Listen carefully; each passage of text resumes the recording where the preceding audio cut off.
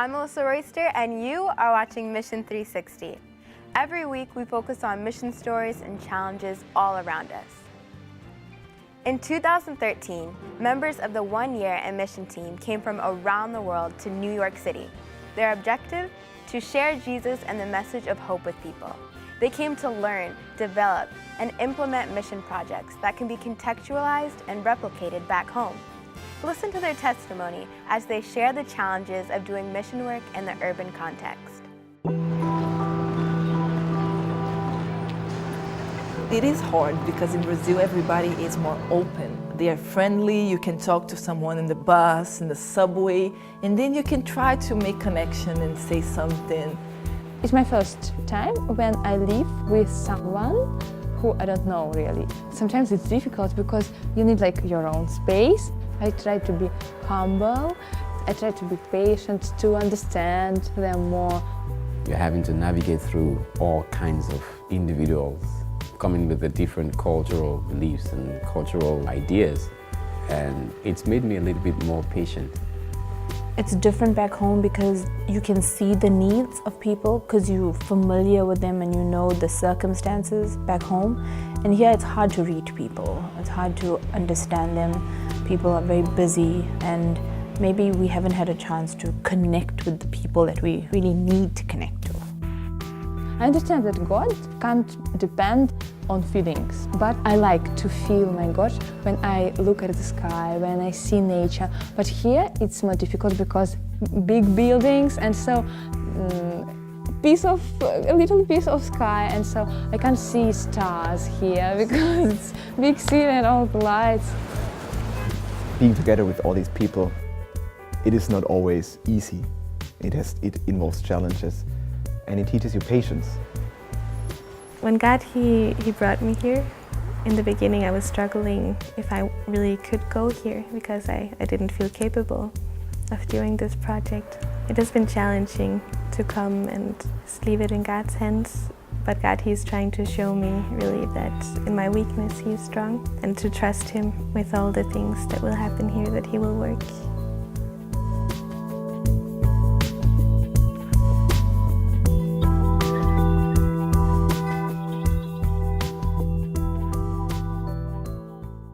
New York City is attractive because of its cuisine, shopping, and busy atmosphere. But beyond all the stores, shows, and restaurants, there are millions of people who call it home. Finding ways to connect with the metropolitans is a growing challenge.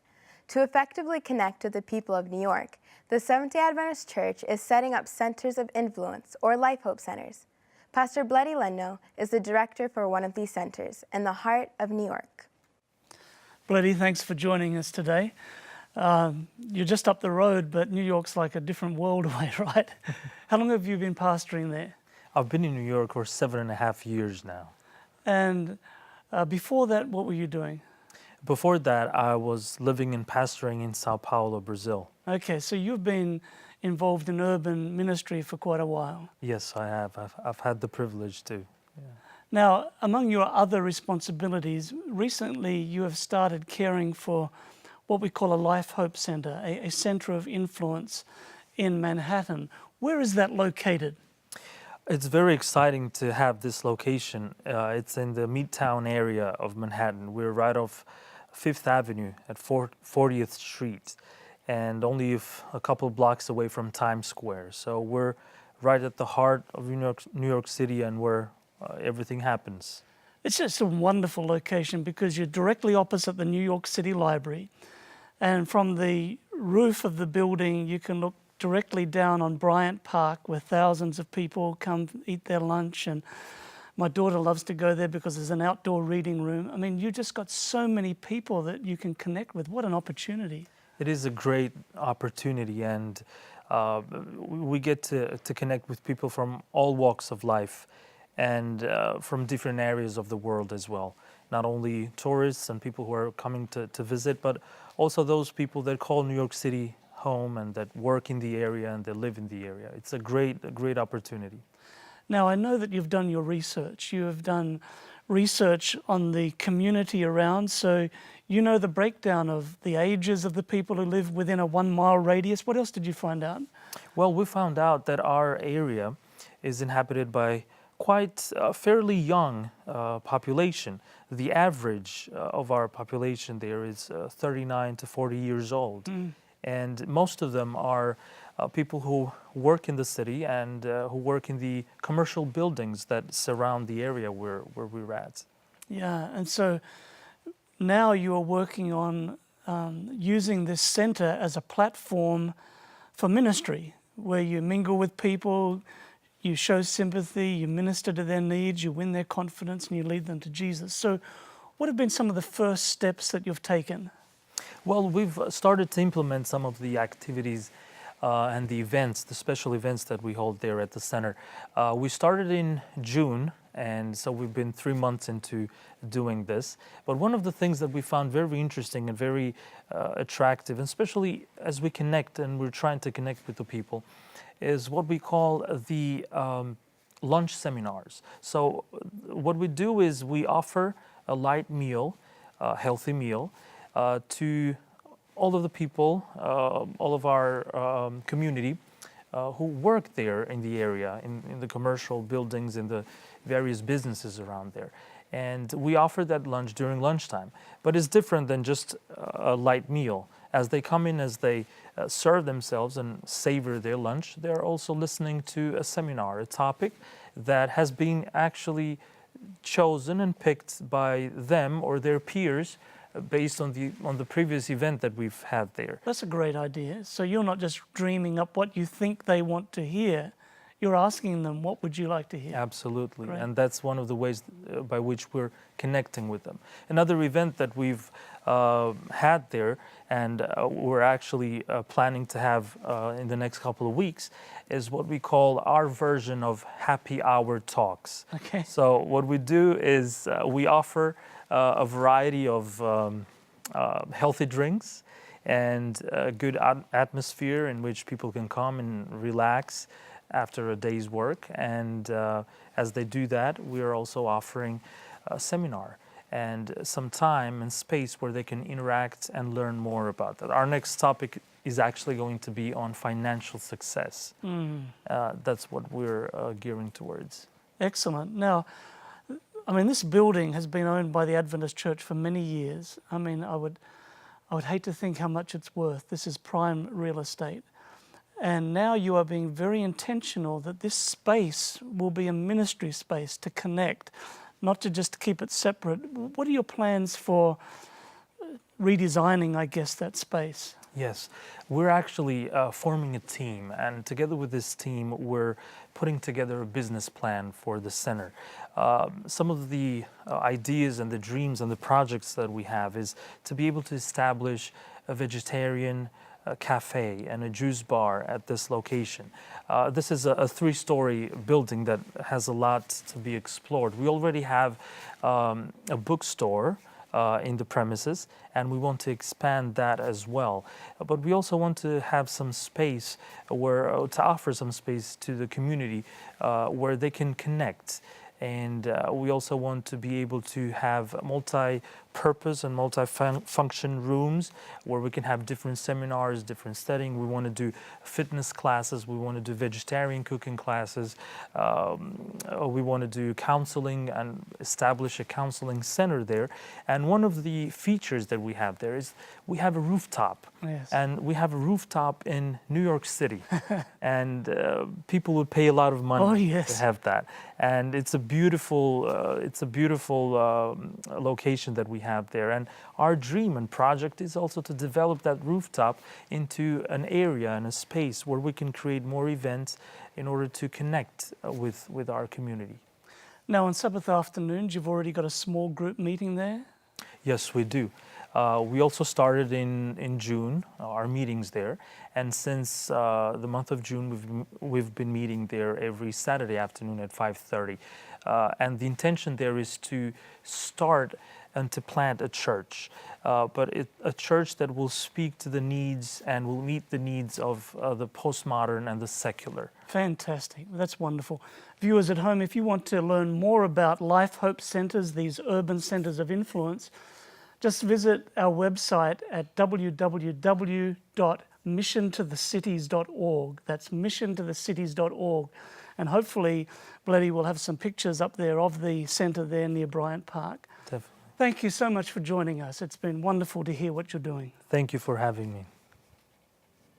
100 years ago, 2 out of every 10 people lived in an urban area. By 1990, less than 40% of the global population lived in a city. But as of 2010, more than half of all people live in the metropolitan areas. Urbanization is growing, and our mission focus is adapting to the transition from rural to urban. After the break, we'll continue.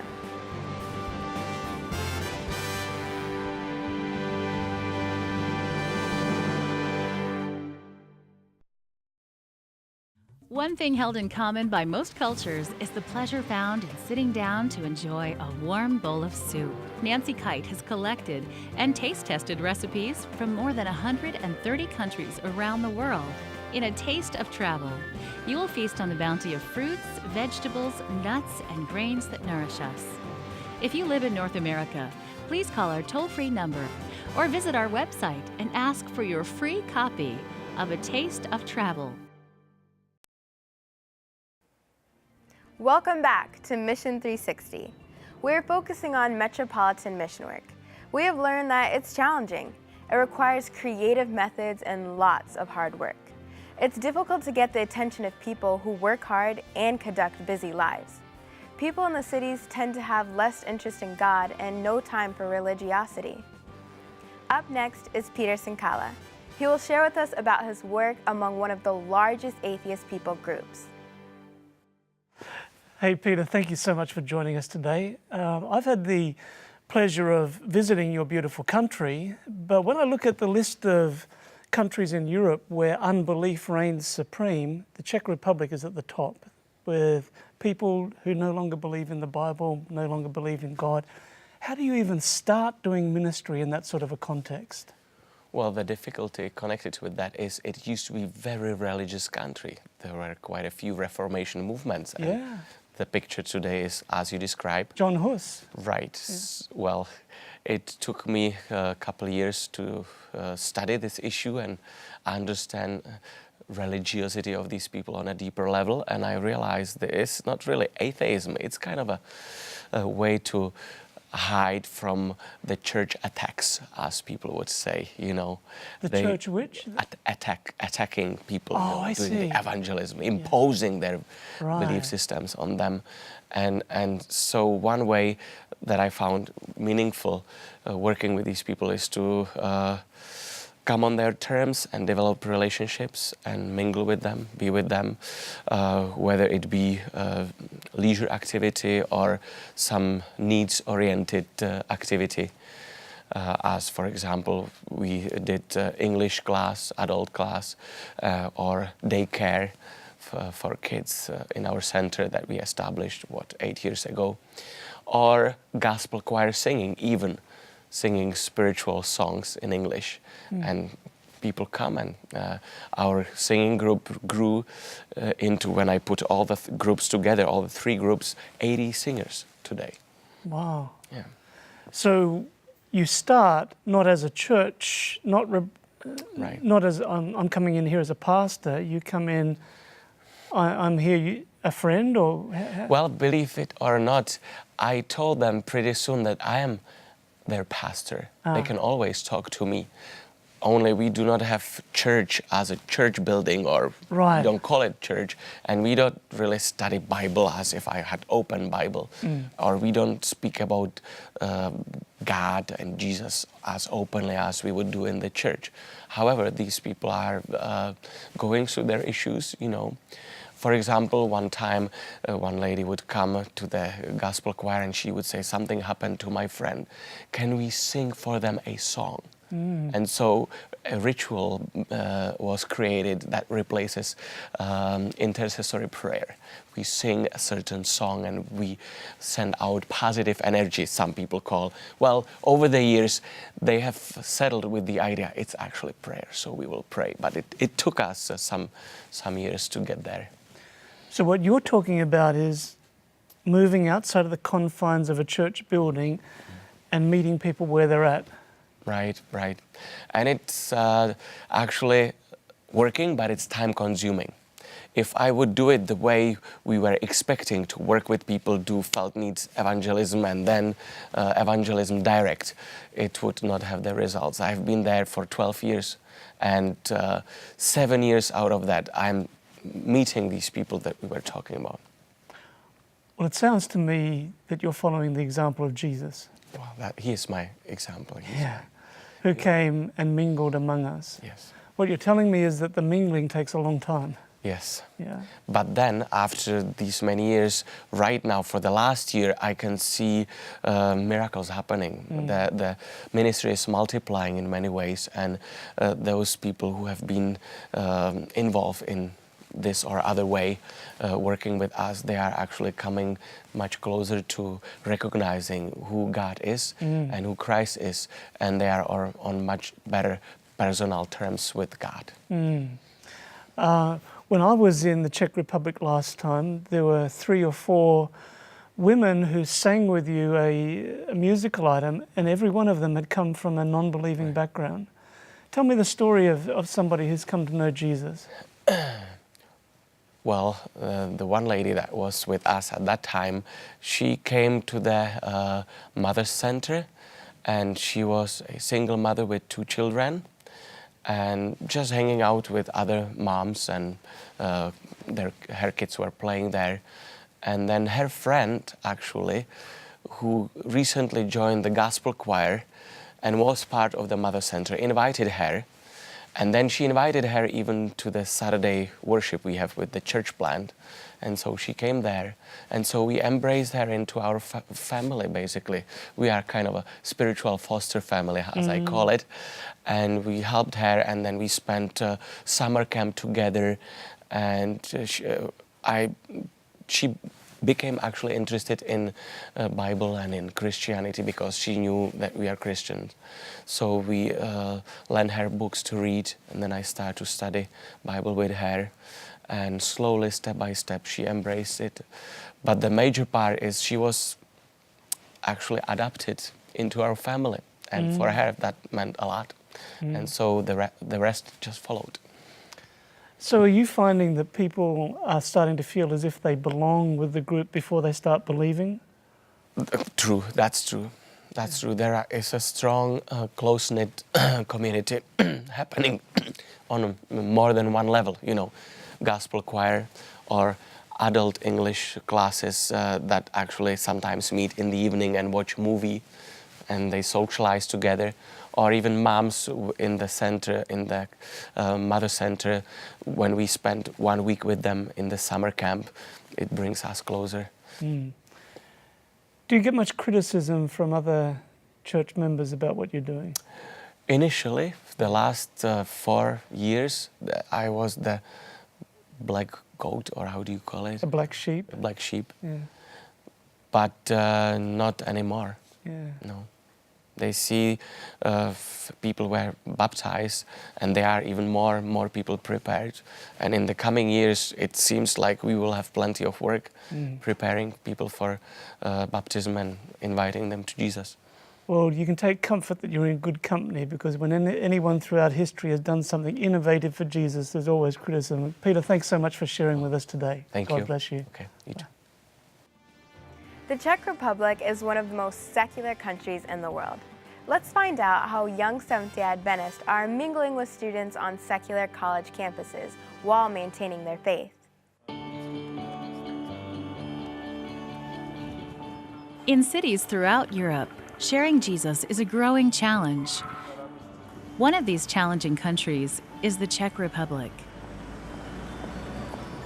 In recent years, people have cited studies showing that the Czech Republic is one of the most secular countries in the world. but Adventist groups are finding ways to connect with people in their communities.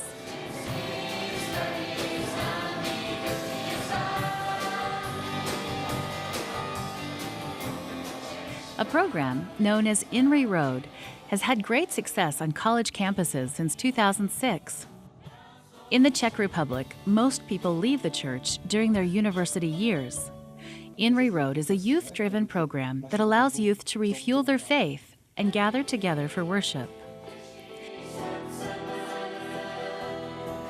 The acronym INRI represents the Latin inscription, which in English reads as Jesus the Nazarene, King of the Jews. This is the inscription the Romans nailed to the top of Jesus' cross. INRI Road was developed to be a path for young people to build a relationship with Jesus. Here in the city of Brno, a church specifically designed for INRI Road runs weekly meetings. This group is mostly made up of university students in the area. They look forward to the fellowship and creative methods of worshiping God.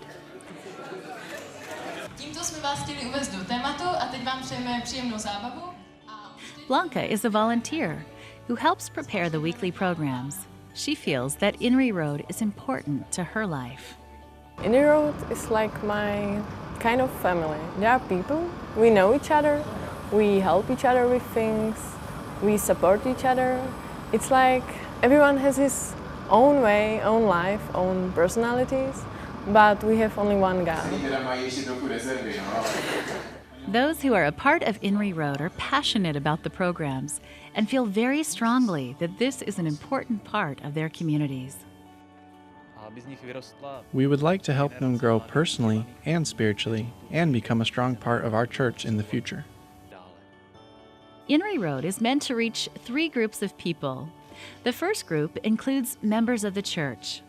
It is meant to get them involved in ministry. The second group includes students from surrounding universities. The third group includes all of their friends and family.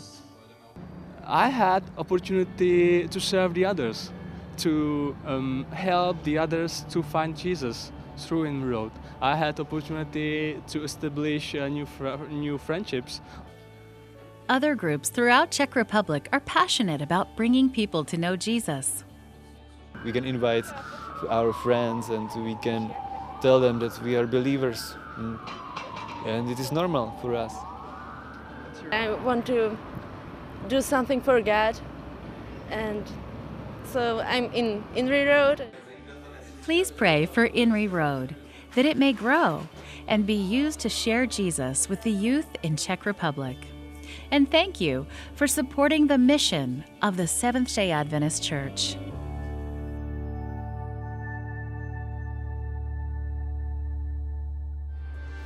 Don't go away. Mission 360 will be back after a short break.